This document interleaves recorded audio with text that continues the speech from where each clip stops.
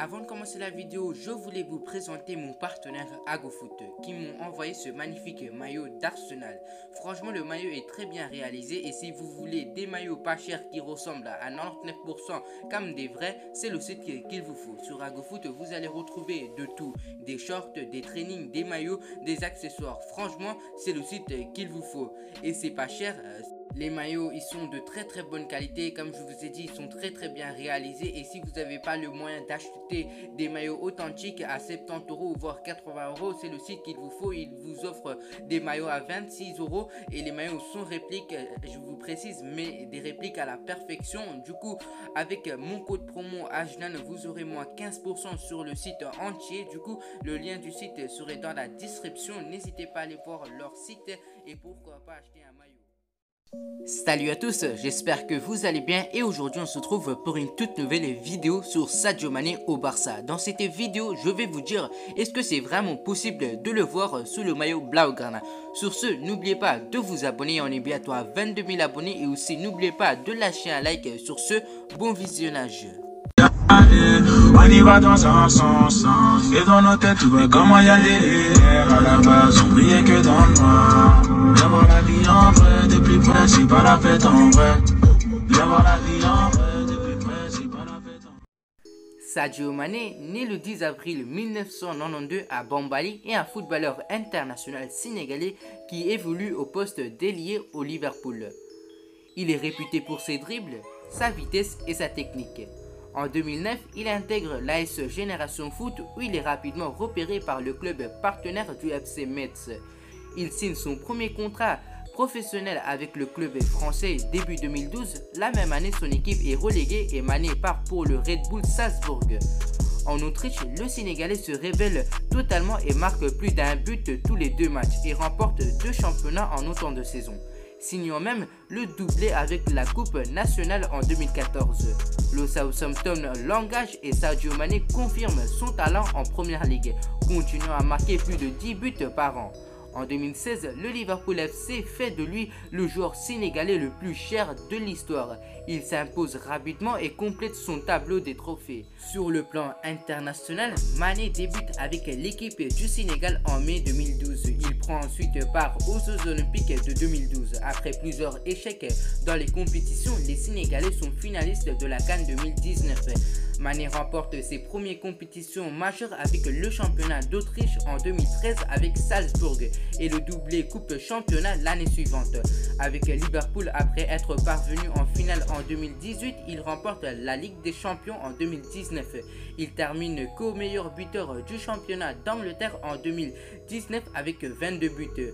Ensuite, il remporte la Supercoupe de l'UEFA en 2019 et la Coupe du Monde des clubs de la FIFA en 2019, ce qui lui vaut d'être sacré joueur africain de l'année 2019. En 2020, il remporte le championnat d'Angleterre, inscrivant 18 buts dans la saison. Il donne la victoire à la CAN 2022 à son équipe nationale sénégalaise à l'issue d'une séance de tir au but face à l'Égypte.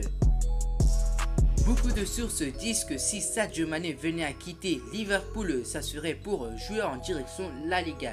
Et les 2 clubs pour qui il est prêt à quitter Liverpool cet été, ça serait l'un des 2 géants du football, c'est-à-dire soit pour le Real Madrid ou le FC Barcelone. Même si ça me semble impossible de le voir au Barça, je pense même pour vous que ce que je dis est n'importe quoi. J'ai quelques explications à vous donner, je vous précise que c'est mon avis personnel et rien ne confirme ce que je dis. Mais je vais vous donner quelques arguments qui est peut-être raisonnable pour le voir au Barça. Encore une fois, rien ne confirme ce que je dis, ça reste que mon avis. Première raison. Aucun doute sur leur relation, Sadio Mané et Mohamed Salah sont des compétiteurs et continuent à être de bons partenaires. Le réel problème, c'est les barrages. Si le Sénégal empêche l'Égypte d'aller au mondial après avoir gagné la CAN, la situation serait embêtante pour Liverpool. Je pense déjà qu'avec l'arrivée de Luis Diaz, Liverpool se prépare à un départ de Sadio Mané. Mais la CAN redistribue les cartes. Battre Salah 2 fois alors qu'il est le meilleur joueur du club et le plus fort depuis août, ce n'est pas une situation aisée pour les 3 parties. On a déjà vu des tensions par le passé entre les deux joueurs. Salah qui lutte pour la suprématie mondiale le prendrait un peu mal si Mané venait à triompher 2 fois devant l'Égypte. C'est humain, c'est logique.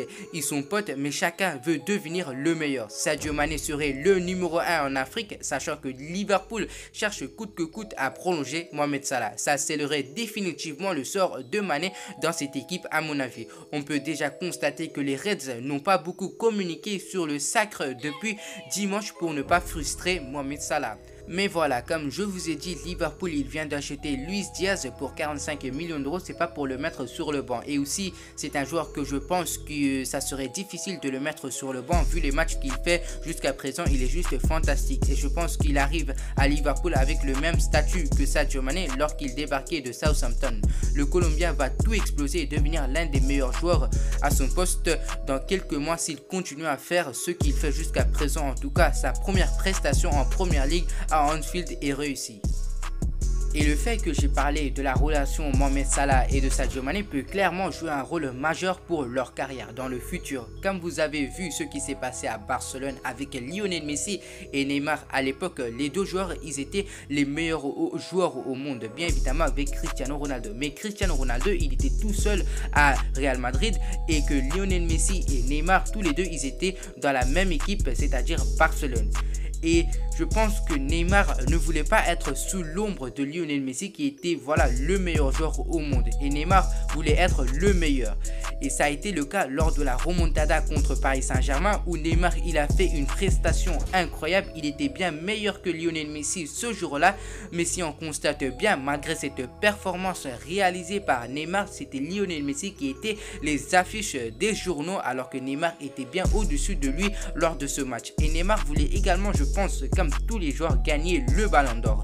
Et s'il continue à jouer avec Messi, il ne pourrait jamais gagner le Ballon d'Or. Comme ça a été le cas avec Xavi et Iniesta. C'était tout le temps Messi qui gagnait le Ballon d'Or. Du coup, Neymar décide de quitter Barcelone pour direction France, c'est-à-dire Paris Saint-Germain, où il est bien la star de l'équipe et aussi la star de la championnat. Et c'était lui le pilier du club. Si vous avez eu la chance de regarder le reportage de Neymar, à un moment, Kylian Mbappé a lui-même dit que lors de son arrivée au Paris Saint-Germain, le projet sportif était de mettre Neymar à l'aise, c'est-à-dire tous les joueurs devaient couvrir Neymar. Le projet sportif était clairement autour de Neymar. Et vous allez peut-être dire que Neymar a demandé à ses dirigeants de faire tout pour que Messi le rejoigne à Paris, mais je pense qu'à ce moment-là, il savait que c'était trop tard et qu'il regrette d'avoir quitté Barcelone et Messi aussi son meilleur ami, car il y avait des joueurs beaucoup plus forts que lui en termes de statistiques. Du coup, voilà, ces explications ont servi, je pense, de vous faire comprendre que deux meilleurs joueurs ne pourraient pas être dans la même équipe, même si c'est les meilleurs amis au monde. En plus de ça, Liverpool fait le forcing pour prolonger Mohamed Salah et je pense qu'ils vont mettre l'argent suffisant pour le prolonger. Et avec l'arrivée de Luis Diaz et d'autres joueurs comme Thiago Jota, Minamino, ça serait le moment idéal pour Sadio Mané de quitter Liverpool pour devenir lui seul le meilleur joueur à son poste et pourquoi pas de son club.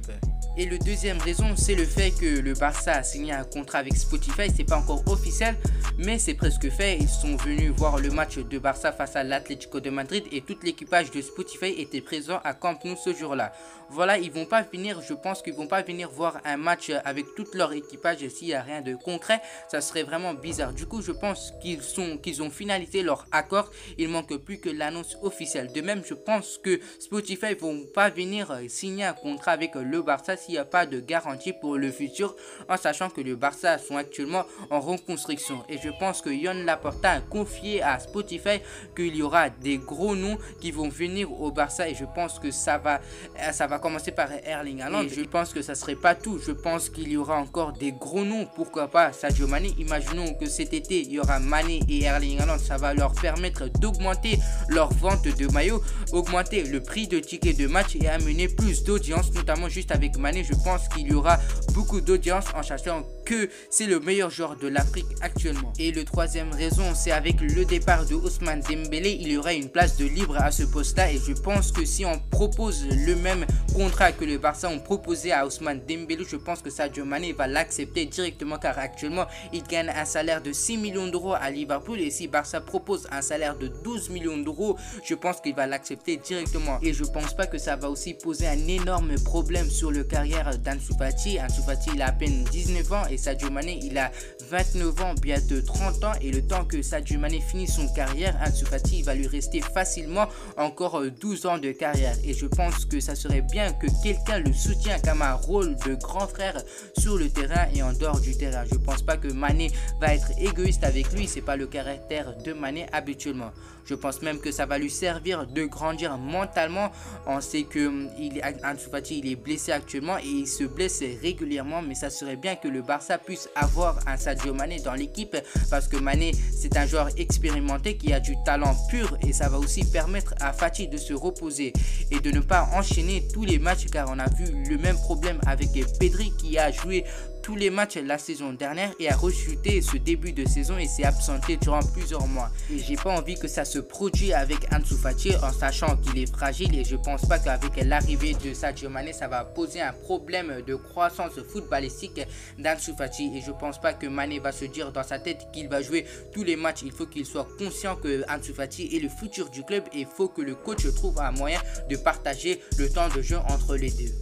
Le prix actuellement de Sadio Mané est estimé à 80 millions d'euros par transfert market, et je pense que le prix peut être renégocié si Sadio Mané veut vraiment quitter Liverpool cet été. Et du côté de Barcelone, il y aura beaucoup de départs cet été et je pense qu'il y aura l'argent suffisant pour acheter Sadio Mané si c'est le cas. Et pour finir, voilà, je pense que ça serait le moment idéal de changer d'air pour Sadio Mané s'il veut vraiment jouer en Liga. Je pense pas que ça va poser un problème sur la croissance d'Ansu Fati et va aussi permettre de prendre une place qui se libère, la place d'Ousmane Dembélé. Et ça serait bien que pour le Barça d'avoir un joueur expérimenté qui marque en moyenne 20 buts chaque saison. Et comme je vous ai dit, avec l'arrivée de Luis Diaz, ça serait compliqué pour Liverpool de se partager les temps de jeu.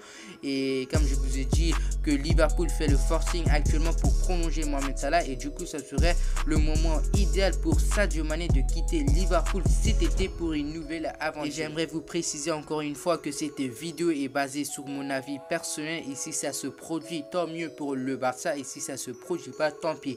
Du coup j'espère que vous avez apprécié la vidéo. N'oubliez pas de liker la vidéo et de vous abonner, et on se trouve à la prochaine pour une nouvelle vidéo.